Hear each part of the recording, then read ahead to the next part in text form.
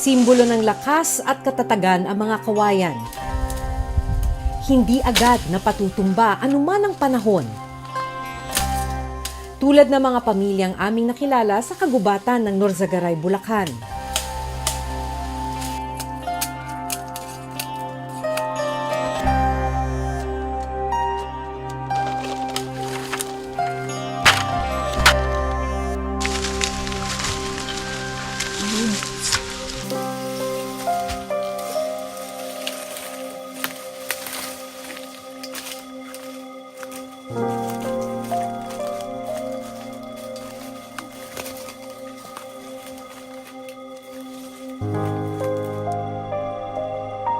Hihingal ka na? Papagod ka? Pag napapagod ka, anong ginagawa mo? Naaawa nga po ako wala na magawa. Araw-araw nilang hinaharap ang hirap at mga hamon, makaipon lang ng kinakailangang 6,000 piraso ng kawayan.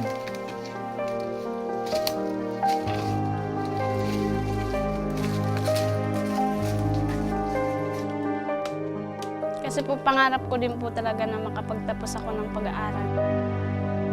Pag ako talaga nakapagtapos, titiisin ko po ang hirap para maabot ko lang po yung pangarap ko.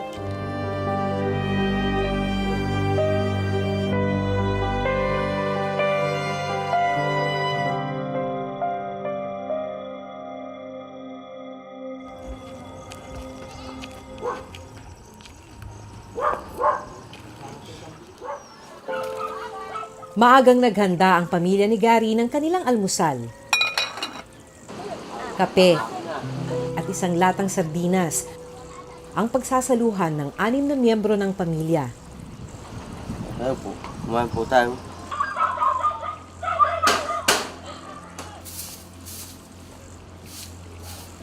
Pagkakain, isinalin ni Gary ang natirang kanin sa isang baunan. Ito po yung baon namin. Ganda po kasi kung luto na at hindi na magsalo-luto doon. Ano pong babaunin nyo? Ayan, sardinas. Kung minsan naman po, kung makasama po namin wala rin baon, share na lang po kami riyan. Kakaawa naman po yung mga kasama namin kung uuwi pa, malayo. Kasama nga alis ni Gary ang kanyang pangalawang anak na si Aldin, 11 taong gulang.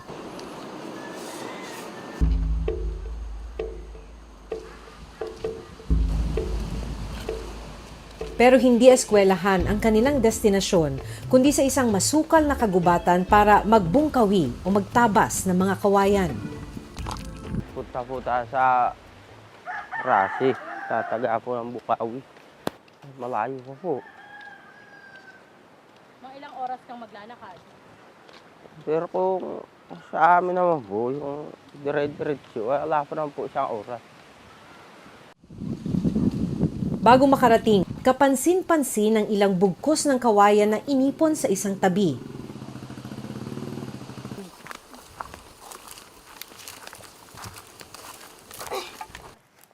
Kahapon namin kinuha po iyan, Nakailan kayo kahapon?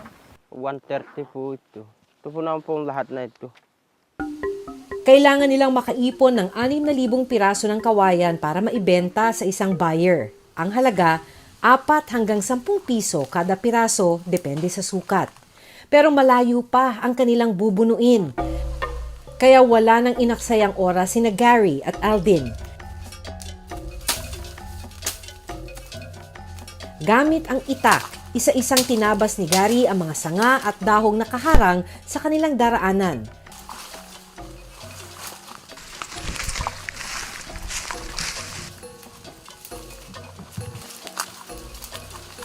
Matapos ang halos kalahating oras na paglalakad, narating ng mag-ama ang gitna ng gubat. Para makarami, agad na humiwalay ng pwesto si Aldin. Sa ganitong paraan daw kasi mas mapapabilis ang kanilang pagbubungkawi.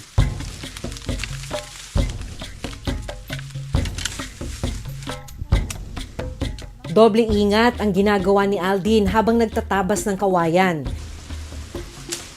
Isang maling hakbang kasi, maaari siyang mahulog sa isang bangin.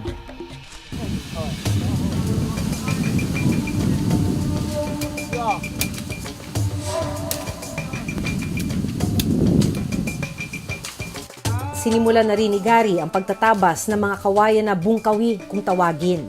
Madalas daw ginagamit ang mga ito sa paggawa ng kubo, upuan, higaan at bakod. Yan po kasi, maganda po kasi ito. Kung minsan, nabubuhay pa po ito. Kung sinabi mo naman po niya kung buho, ibang klase naman po yun, buho. Yung parang kawayan siya, kaya lang maliit po siya sa kawayan. Ito naman po kasi, makapal po kasi ito. Hindi po ito lumalaki ng... Ganyan lang talaga ang itsura niya.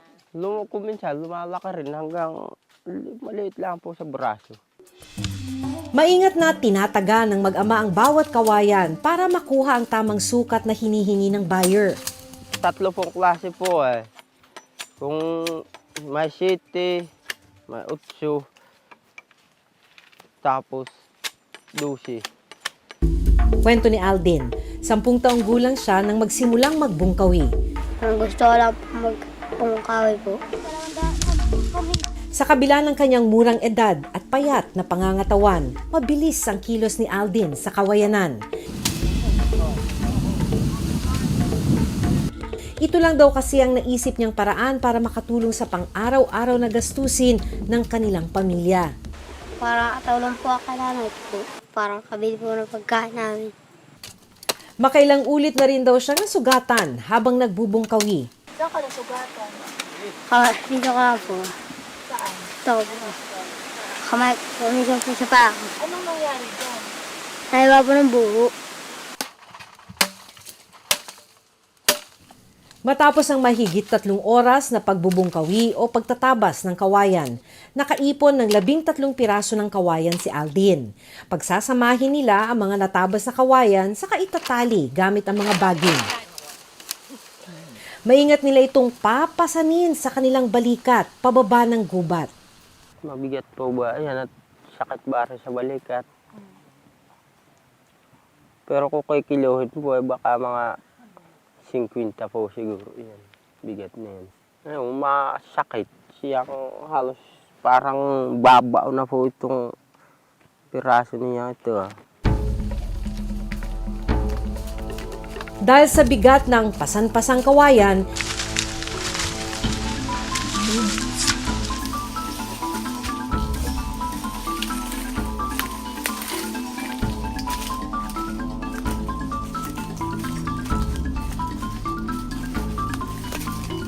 hindi na kinaya ni Aldin ang mga kawayang halos doble ng kanyang bigat. Kaya sandali silang tumigil para magpahinga. Hihingal ka na? Papagod ka? Pag napapagod ka, anong ginagawa mo? Mamay na po.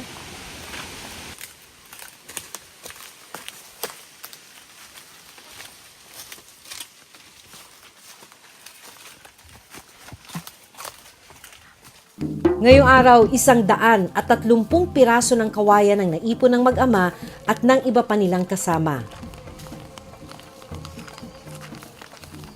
Kung tutuusin, pwedeng kumita ng 24,000 pesos o higit pa ang grupo ni Gary kapag nakumpleto nila ang mahigit 6,000 piraso ng kawayan na order ng buyer. Pero paghahati-hatian pa raw ito ng grupo. Pero dahil marami pa ang kulang, hindi agad mababayaran si Gary. Sa loob ng halos 2 taon, ito na ang nagsilbing silid-aralan ni Aldin. Nasa grade 10 na sana siya ngayon pero natigil siya sa pag-aaral nung nasa unang baitang. Gusto ko po mag-aral. Pangarap kasi niyang maging isang guro balang araw. Para makatulong po. Nakatulong sa... Tao. Naaawa nga po ako wala na magawa. Ang pangarap ko, makapag-aral lang sila, ayos na. Kung ano man ang pangarap nila, kung lalo may pinag-aralan sila.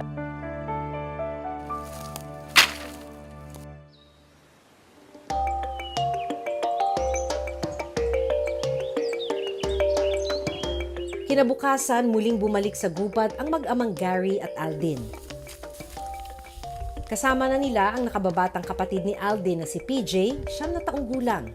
Sa pagkakataong ito, ibang bahagi naman ng gubat ang susuyurin nila. Kailangan daw kasi nilang habulin ang 6,000 piraso ng kawayan na order ng buyer.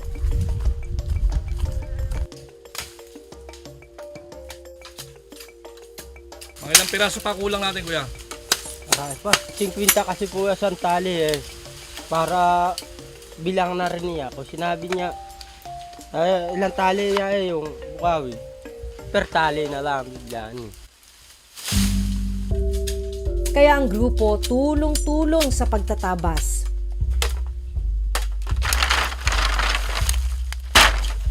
Sa tali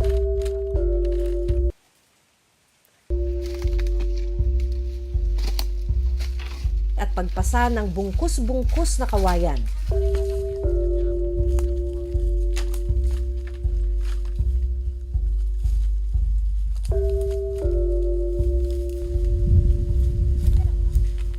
Saka ibinaba mula sa gubat.